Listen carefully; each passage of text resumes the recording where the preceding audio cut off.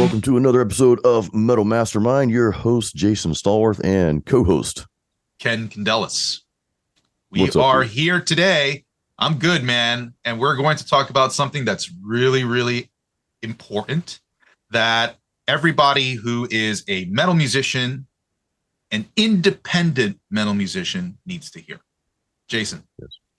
Yeah, well, guys, we're going to talk about what it actually takes to be a modern indie metal musician in this day and age. And we want you to look at this more than just your hobby. Hey, I just want to get a track out there. I just want to, throw something out there. We want you to look at this as a business. So we're going to talk about ways to do that today. And the mentality that you need to have moving forward with this so that you can be successful. And this is something, Ken, this is where people, they don't really see that they can be successful. Like, well, I'm just going to put something out there, it's just going to be my legacy, and I'm just going to throw it out there, see what happens. No, you need to have a plan. And like we said, treat it as a business, not as a hobby, not as like, well, this might do well and probably won't do well. If you go into it with that mentality, you won't do well, right, Ken? If you have that mindset of like, it's just a hobby, I'm just going to throw it out there and whatever happens, you're probably not going to do very well at it, right? Yeah, no. But I also know that when people get into doing the indie music thing, one thing that people forget is that this is an industry that takes time, a lot of time. Because the first thing that you really have to do is know who you are as a musician. So if that doesn't take a lot of time enough, the rest of this stuff is going to take just extra on top of that. So I always tell people, if you want to be the indie musician, you have to put it into your mind that this is probably going to take like 10 years to do, at least, to get yourself established in some way, shape, or form, because you're doing it on your own. You don't have the resources like a record label does.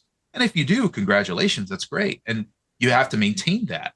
But as an indie musician, we have to do things, from the ground up. So we have to build all the bricks, put them in place, build it as high as we can make it. But we also have to make sure that we have to put it on solid ground, something that's not made out of sand, right? And those are all the things that are the fundamentals of being the musician, right? So we're always in this conundrum of, oh, it's taking too long to do anything. This is impossible. It's not that it's impossible. It's just that you are one person and you have to just be patient with yourself.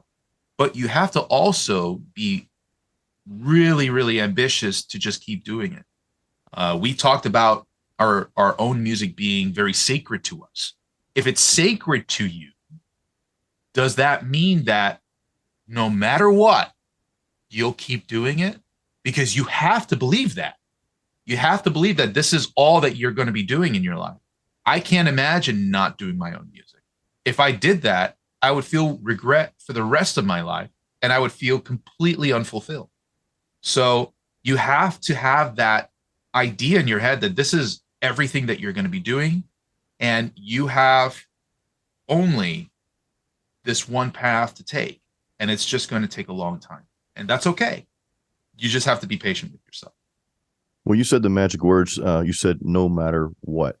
So this is where this all comes full circle, guys. You decide that you're going to do it. You make that conscious decision that you're going to release your music. You're going to work on your music. You're going to get better at it, and you're going to continue no matter what. Now, if you truly have that mindset, then what encompasses that? Well, what does is education, right? You want to learn how to do things better each and every time. So you keep moving forward with that. And with that mindset of no matter what, this is what I'm doing. Well, that kind of conflicts with, well, this is just a hobby to me. I'm just going to throw something out there and just see what happens. That's a conflict with no matter what, with that no matter what attitude. So as you develop a stronger no matter what, which kind of leads into our why, which Ken, you were just talking about, this has got to be something that's sacred to you. It's got to be something that's part of you. You can't not do this, right? You can't not write music and produce your music and get it out there. This is part of who you are.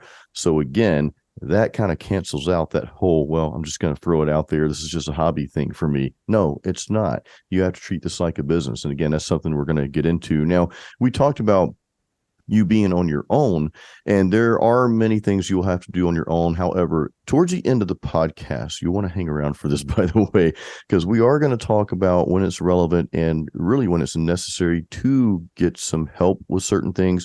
We're going to talk about that later, and there's some very specific things that we want to cover in that. But yeah, so Ken, we talked about education. What are some of the steps you can take as far as like educating yourself in getting your music out there and making those first few steps?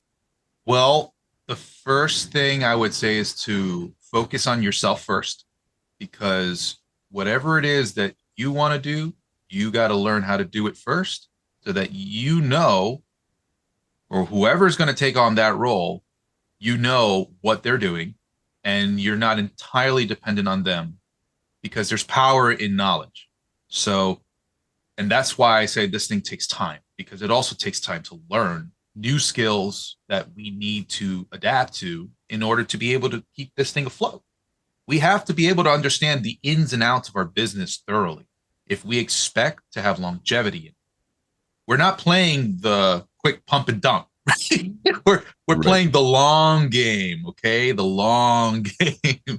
So all of that is going to basically tie back to how much do you know in order to execute. And then, of course, like our motto, right? We can measure our results as we go along, planning, executing, and measurement. So as you keep moving forward, you're always keeping in mind there are certain things that we can tackle on our own, right? But of course, we shouldn't do necessarily everything, at least not everything to a point where we are overwhelming ourselves, because that is definitely an aspect of all of this.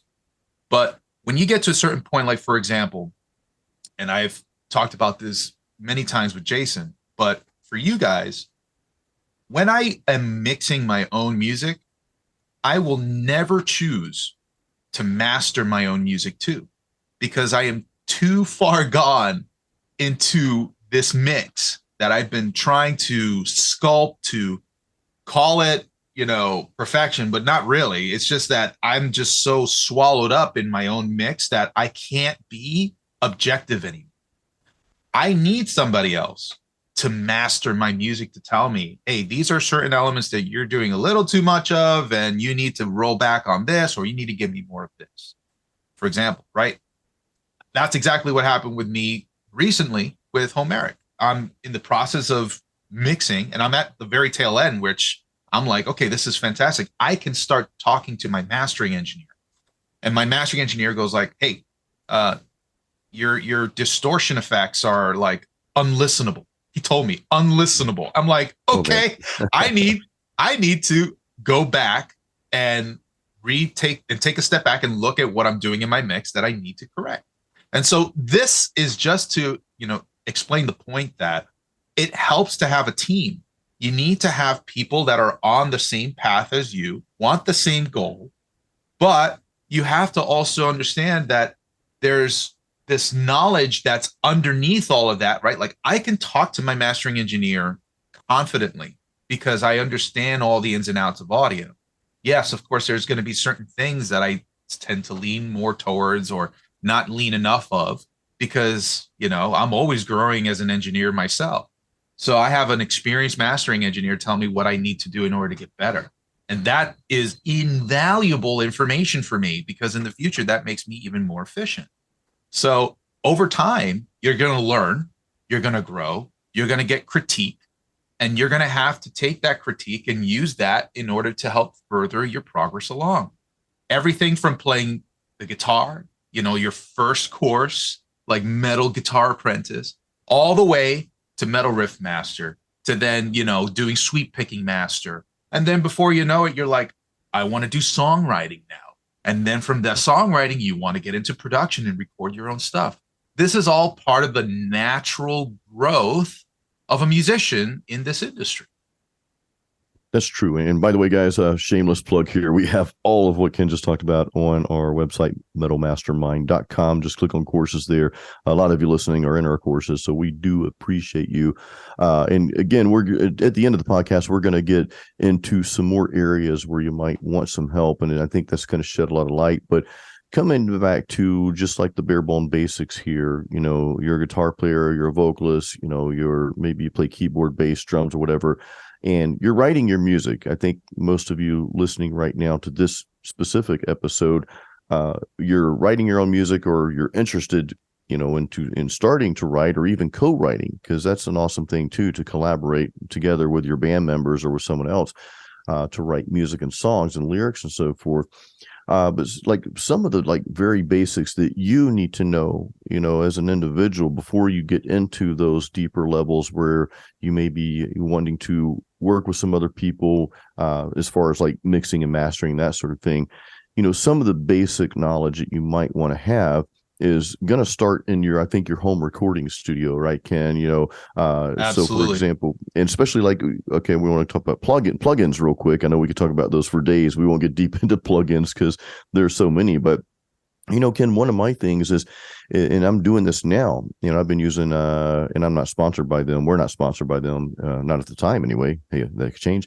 But PreSonus Studio One Pro is what I use for my DAW. So I probably, and this is kind of embarrassing, I probably only know how to use 25% of PreSonus Studio One, if I'm honest with myself. Because you get to thinking, well, I need this plugin, I need that reverb, I need this, I need that, blah, blah, blah. The list goes on. But Ken, I think you would agree, learn how to use what you have first. Try to master that first before moving forward. And what are some of your thoughts on that? Because I know you use a lot more plugins. You produce a lot more than I do. So what are some of the thoughts? I would say that, as an educator in, New York, I mean, I have connections to some of these manufacturers, and they've supplied me with plugins over the years. That's pretty cool. And I don't use 90% of them. Just to be honest, like I have so many, they sit there on my computer, but I don't use 90% of them. And that's because I don't necessarily need them. They're kind of nice to have, and every once in a while I might pick and choose, and I have the luxury to do that. But at the core of my workflow, there are only a couple of key plugins that I really need to use, and the rest is just for fun. So you got to understand that over the course of time, when you get things like plugins are kind of fleeting because they're only there for certain maybe use cases. In many of them, some boutique ones are very, very they're not as usable as, let's say, like a hardcore EQ that you'll always go to, right? Mm-hmm. And what are the core elements of really mixing? It's mostly some EQ, some compression, some time-based effects, and that's about it. The rest of it is that magical 1%, so to speak, where you create dimension and you create all this stuff that brings the music come to life. But there are certain things that you could already do with stock plugins that you don't need a fancy plugin to do that for. So you already get 99% of the way there without all these fancy things. So it's all about the principles of what you're understanding. If you understand the principles, everything is always just a cherry on top. Now, would you say if you can't get the result out of a stock EQ, stock compressor, and I say stock, I mean, that's sometimes it's like a lower tier word, but not really. But with the plugins that come with your DAW, if you can't learn to work with those and get what you want out of those, or get close to where you want, is it safe to say that you're probably not going to get that with the quote unquote premium plugin?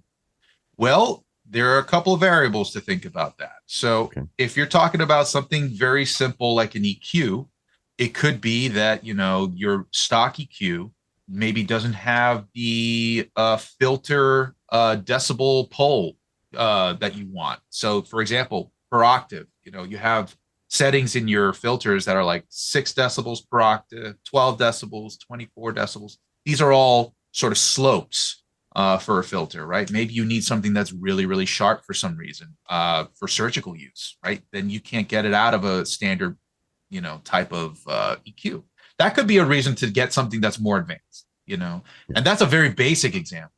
But you might have other things like, for example, saturation effects. Saturation effects are kind of tricky because there are different algorithms of different types of plugins. So those have a little bit more color to them in terms of shaping tone.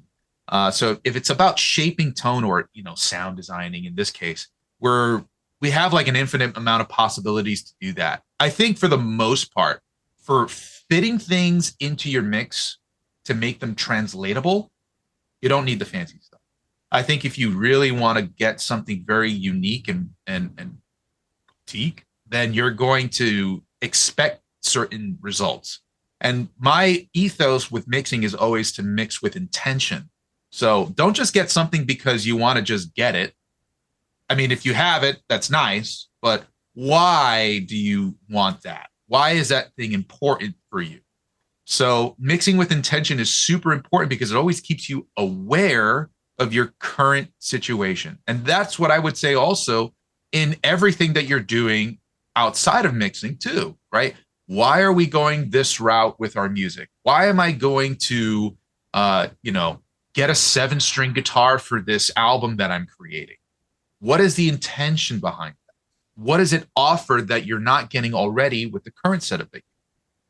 That's something that has to be, I think, ingrained in us as we move forward because it's easy to lose sight. And we've talked about gas, gear acquisition syndrome. Yep. We've had this talk already. So if you haven't heard that episode, by the way, go and see that right now if you're struggling with this. But that's a good one. Yeah. You have to keep yourself in check because, at a certain point, when I was working on my album, I said, screw it. This thing is done. Like I can't bear to add any more to this thing than it already is. I was like, man, I think, like my vocals, because of course you're more critical of yourself when you work on your own things, right? So I'm like, my vocals, especially vocals, dude, especially vocals, man. They're like, they're not like this artist that I'm thinking in my head for this type of music. And then all of a sudden, I hear people like Jason, I hear other types of people talk to me about my vocals. They're like, yeah, I like your vocals. I think they're really dope. I was like, but I don't think they're dope. But you know what? Maybe that's okay because I will always be super critical of myself. Other people may just enjoy it for what it is. And sometimes we forget to get out of our own head and just accept the fact that it is what it is. And you know what? I feel more proud of it letting go of that because now I can say this has been my stamp, my own sound, which is, of course, what we're after here in Metal Mastermind. That's what we're after. Creating our own sound and not having to sound like somebody else, right? Yeah. So you just have to grow comfortable with that. And, the uncomfortable aspect is acceptance and moving forward and always challenging and pushing yourself. Yeah, there's two key things that you mentioned just now. So backing up to when you're talking about EQ, you went into depth. So I would venture to say and some of that was Greek to me, to be honest with you, right? So I'd venture to say if some of that was Greek to you listening right now, then okay, well, you need to learn how to use the EQ in your DAW. Now, if you understood everything Ken was saying about the decibels and all this good stuff, okay, if you're at that level of producing and mixing, then okay, for you would know why you might need another plugin outside of your DAW's stock plugins. Okay, so I just want to bring that point up because that's important. I didn't understand some of that stuff, so that tells me if I got a premium plugin, well, I wouldn't know how to use it. I need to learn how to use, and I can use my own EQs and that sort of thing, right? The stock EQs. But again, guys, don't think that you need the latest and greatest because like Ken said, you need to have intent. Well, why do you need it? What do you think it's going to do for you if you don't know how to use it? And another thing you mentioned, kind of fast forwarding a bit about vocals, we do pride ourselves at Metal Mastermind on creating your own sound. That's been our new tag. We've always believed that, but that's you hear at the end of our YouTube videos and podcasts, we always say create your own sound. Why would you want to sound like someone else? Why do you want to sound like another singer? Why do I need to shred like this other guitar player over here or play the same arpeggios? Why? It's already done. If you just replicate what somebody else is doing, well, that's not really original, you know. And if you happen to sound like somebody else and that's just what naturally comes out, well, that's a different story. But it's going to have differences. It's not going to sound like the other band or artist. So, you know, Ken, I applaud you for doing your own vocals, and I get it. There are vocalists, you know, I never really considered myself a singer, but I guess I am, because I sing 2 and 3 nights a week now, playing solo gigs, and of course recording vocals on my album. But you know, I would love to have the voice like Sebastian Bach or David Coverdale. I would love some of those vocals, you know what I mean? I don't have it though. I don't sound anything like those guys. I don't have the range. But you know what? Two things. It's okay because they already sound like them. They don't need a replica, right? Steve Perry doesn't need a replica, unless you're going to play in a cover band or something like that. Okay, different story. But that's not what we're about. We're about writing your own music and producing your own creative sound, right? So you want to be original. Don't worry about so much if you sound like this person or if you don't sound like this person, or if you have that guitar tone, right? Because we always want to like, well, I want that tone right there. How did you dial that in? Don't worry about it. Dial your own tone in, find your own sound. Now, at the same time, also push yourself to get better. I do vocal exercises. This is something that's really close to the heart right now because I'm working on it every day. I do vocal warm-ups and exercises every day, from Elizabeth's course, Ken. You know, we have her course, Metal Vocal Virtuoso. I love her warm-ups. I do them every single day, especially before shows. So, you know, don't use, and I kind of want to back up here, don't use not sounding like someone else as an excuse not to get better, not to practice. You need to practice, but as you work on things, you will naturally develop your own sound. So I just want to make those 2 points of the conversation here, because I think those are 2 strong points you guys can take home with. Yeah, and if you can't do something, you can always hire somebody to do that. There you go. That's a big part of being an indie musician too. And you'd be surprised how many of those artists that you idolize might be available for services. Yeah. So if you want Sebastian Bach, like, you can probably get Sebastian Bach by just hiring the guy. So we want to be conscious that all of our efforts are directed towards the things that we can control, because everything that you do for your own music and all the intention that you put forth in that, yeah, right? If there's something outside of that that you're just like, you're not adept to be able to do, seek help, right? That's why I talked about the mastering in the beginning of this episode, because that is something, yes, I can master, but I will not master my own stuff, because in order to master something, you have to be objective about the thing that you're listening to. It's the final stage of audio production. You have to make sure that somebody can listen to this thing and point out the faults in it that you are obviously too biased to notice. So that's something that we want to kind of keep in the back of our minds going forward. Is this something that I should do myself, or is this something that would be better suited to delegate to somebody else? And if you have that intention of being, okay, I need to delegate to somebody else, right? You have to be serious that you're going to probably spend some money on them. And if this is something that you feel in your heart that you have to do, you have to be okay with that. You're investing in your music, and your music, right? It has return by means of supporting somebody emotionally on the other side, could be financial return in the future. These sort of long-term things that we've been talking about, it's not going to be an immediate thing.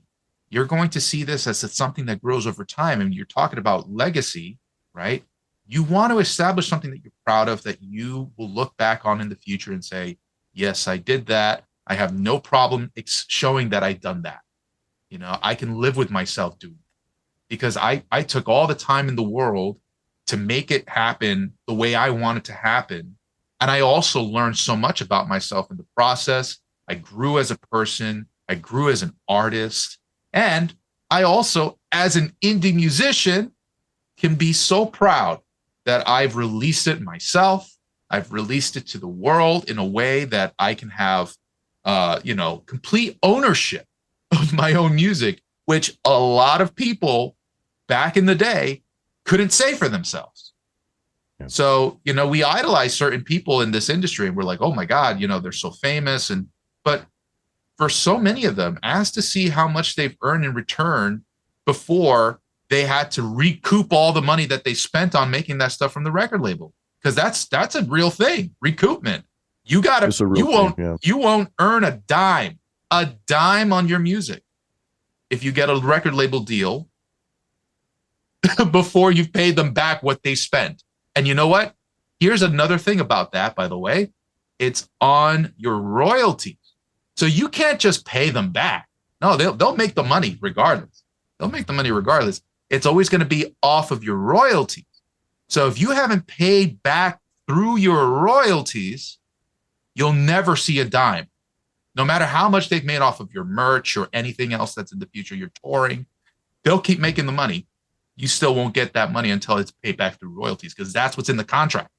Okay, that's what recoupment is.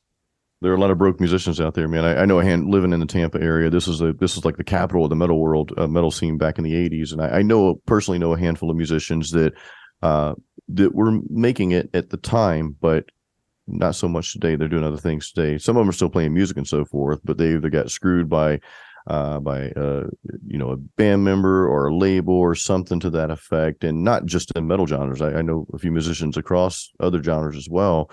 Whereas if you have control as an indie musician, you'll have more control over your music and what you get paid, how much you want to spend. But you have to learn some other things, guys. You do have to learn how to market your music. We're kind of getting ahead of ourselves, but Ken and I have been talking about this for a while now.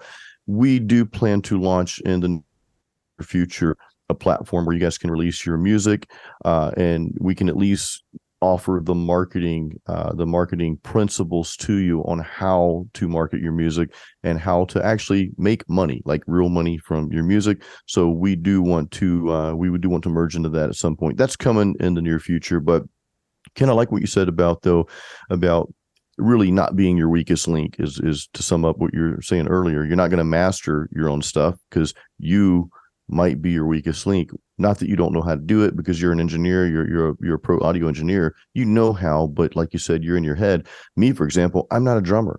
I'm not going to attempt to play drums. Cameron Fleury, the Canadian metal drummer, he played the drums, recording in his studio. Very good work on my album Masterpiece. He's already done the drums a couple years ago on the album that I've yet to release, Overcometh.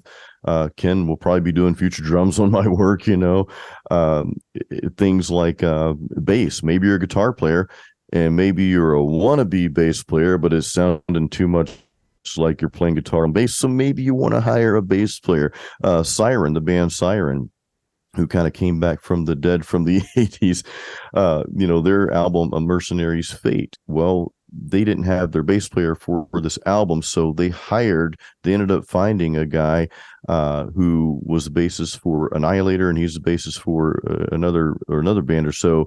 I'll say his name, Rich Gray. He's going to be doing our bass course, our metal bass course. So that's coming out on Metal Mastermind soon. I'm happy to announce that. But the point being is Siren, as a band, within the band, yeah, they're both guitar players, could have probably laid the bass tracks. But when I heard Rich Gray, when I heard him lay down these tracks, holy crap. I was like, what is this? Where did this guy come from? What planet, So that's coming down the pipeline very, very soon. But again, the point was they didn't want to be their weakest link.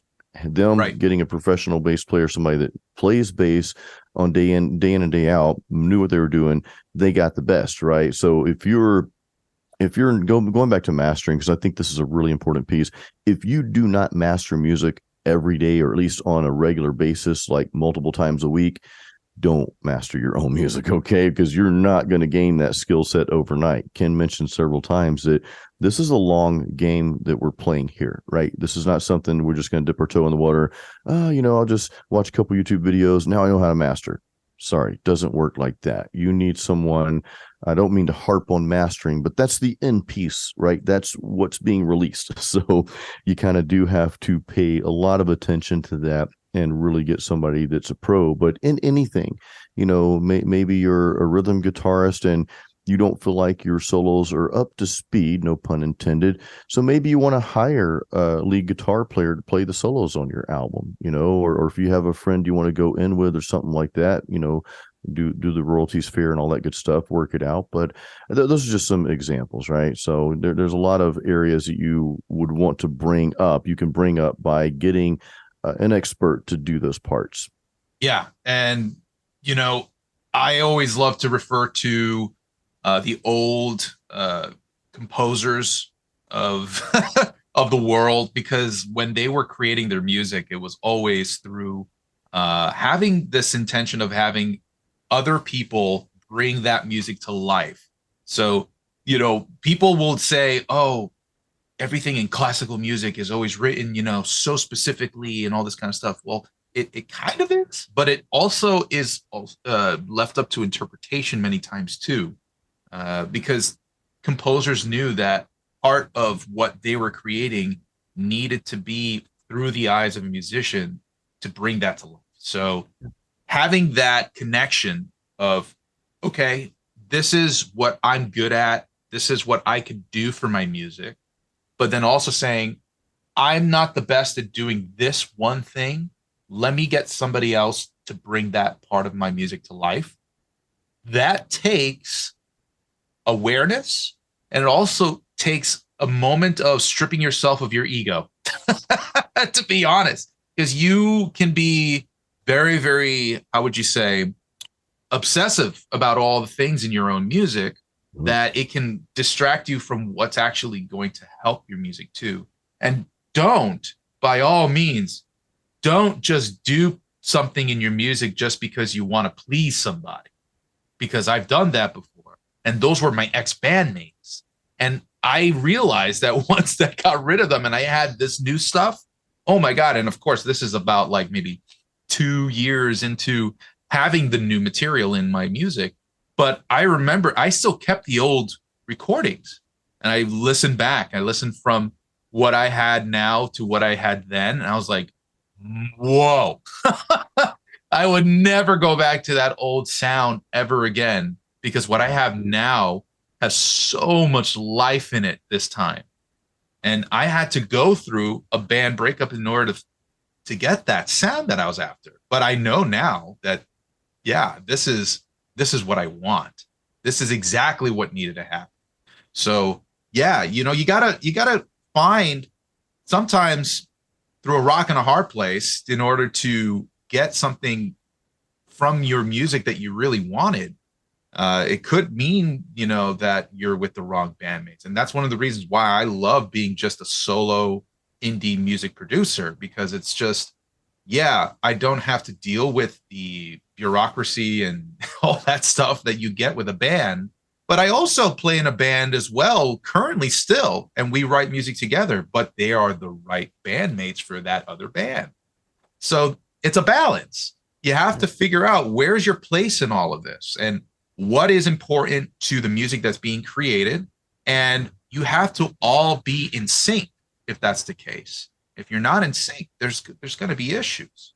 So that again comes back to that analogy of building your castle on sand. You have to make sure that foundation is rock solid, man. Has to be. Otherwise, everything on top is going to crumble. So, I've been guilty of something you mentioned just now. It was very powerful, and I just kind of thought of it. But you mentioned don't write music to please other people. You were writing music. You're like, well, I hope my bandmates like this. And I've been guilty in the back of my mind of, as I'm writing or before I sit down to write, it's like, well, I wonder if people of this metal subgenre are going to like what I'm putting out. What if it doesn't quite match what they like or what I think they're going to like? Because this is a concept that we make up and create in our own head. And the proof behind that is if you were to put a song out there, let's say on your social media, and ask people, hey, name 3 bands it sounds like, you're going to get a lot of different, you'll get similarities, right? Some people might say like, oh, it sounds like Megadeth. You might have the majority say that, but you're going to get some other variances that are really wide. So that proves that you cannot write, well, you can, but I'll say, I encourage you not to write music with the thought of who's going to like this, right? I mean, we're all kind of rock and metal heads here, so we know it's going to be of that genre. But I wouldn't worry so much about, well, it's got to sound like this to be categorized in that subgenre. I think it gets a little dangerous to yourself to do that, because you build this false expectation of the listeners. And I say, just, look, you love metal, you love rock, this is what we do. Just put it out there, because the world needs more original music out there. We don't need more of the same, right? So I don't know, Ken, have you ever struggled with that? Because I struggle with that sometimes, man. I'm like, I hope people like this. I hope that, Well, I think in our last episode, we were talking a little bit about that, where when I was writing my music in the beginning, I didn't know what it was going to sound like. I just kind of wrote what I thought was kind of cool. And I had certain types of influences for sure. But I ended up saying, okay, for example, there's this one song that I have called The Legion. It's on the first Homeric. And that was the first song we actually wrote for the album. And one of the biggest influences was Ensiferum, the band that I think Yari, the composer, was in before he was in Wintersun. And there's a lot of similarities with the sort of folkiness that's on that song that can kind of harken a little bit to things like Ensiferum. And we wanted to create something that had kind of an old school metal vibe to it, so some thrash. So yeah, I was thinking about some of those older bands as I was creating that piece, but there were still some elements of that where I was just like, but I want to kind of do this sound too. And I just kept kind of going in that direction. And, I experimented with all these other different types of genres on that record, that when somebody was listening to me, listening to my music for the first time, they came back to me another day later. They said, when Homeric plays, I know it's Homeric. And I was like, that's amazing, because underneath all of those influences that we're talking about, there was still that underlying sound that I had captured that was prevalent in all of those, despite the genre differences. So that's something I want you to pay attention to when you're writing your own music, because it may not be that surface level thing that we're always thinking about. And this is stuff like tone and all this kind of stuff. It's not really that. It's an underlying element to your music that's subliminal in a sense. It's the arrangement. It's the focus on certain elements in the mix that sort of bring it, maybe its size. There are certain types of sort of emotions that maybe you're also feeling as you're listening to the music, because that's something that we tie to as humans. So those types of things I would really pay attention to more, because one of the things that I do in order to find sort of the sound that I'm looking for is, yes, I mix on my computer and all that good stuff, and I listen to my music a lot on my computer. But one of the most important things that I do is the quote unquote car test, but for different reasons. And I don't necessarily just listen to it for its sonic balance. I also listen to it just as music, because I want to feel what I'm trying to feel when I create the music at my production desk. If I am able to sort of feel as a listener without the ability to control what's happening in the music, that is some power. So there's a sort of an emotional intelligence that you're tapping into. And as an artist, I strongly recommend that you pay attention to those types of elements that come out in your music and see what are the vibes that is giving you. How can you make that congruent in your album? And one thing I'll say to that, Ken, too, as we're wrapping up here, is that remember, you are an indie musician, which to us means that you have power. Okay, you have the say so to do really whatever you want, to be honest with you, right? And rather than having some label or other producer that's tied with the label that's, this got the financial interest, right, saying, well, no, it needs to sound like this. And this is where I think this is why a lot of bands do kind of sound similar, because their labels are saying, well, this is the thing going on right now. If I back up and go into like the early 90s, when the Seattle and grunge started coming into play, you had a lot of labels telling their bands from the 80s, right, that, well, you need to change your sound because this is what's happening. And a lot of people lost their label at that point, or some people. I remember the story behind the band Nevermore. They're like, no, we're not a grunge band. We're metal. We're not changing to that, right? But my point is that as an indie musician, that's not something you ever have to worry about. If you want to follow a trend, well, that's on you. That's your decision. But that's really what we're talking about right now. Go with your heart, right? I mean, what do you want to produce? What are you going to be proud of when you're listening to your song, like Ken was saying, in your car? Are you going to get the emotion that you were going for? Or is it going to be like, oh, this kind of sounds like, this kind of sounds themed like this or that or the other? We want you to be proud of your music. We want you to be proud of what you're releasing out there. Yeah, pay attention to the goosebumps that you might feel with your music. If your music's not giving you that, you need to revisit and see what are the elements that are taking away from that. Because at the core of it, you should feel a certain way about your music, and it has to be something that you're intending on feeling. So pay attention to those, because that is going to be what the listener feels when they listen to your music. So that should be your focus above all else. What is the underlying emotion and message that you're trying to send? And is it translating through your music? That's good stuff. Well, guys, we want to thank you so much for listening in on today's episode. Hey, we are out there on iTunes now. We just got that. We got that handled a week or so ago. We're on Spotify and the Google Podcast, and of course, you can listen to us on Metal Mastermind. Go to metalmastermind.com under media, and you can listen to the podcast and all those sources. But we really appreciate you guys tuning in to us, guys. Remember, always create your own sound.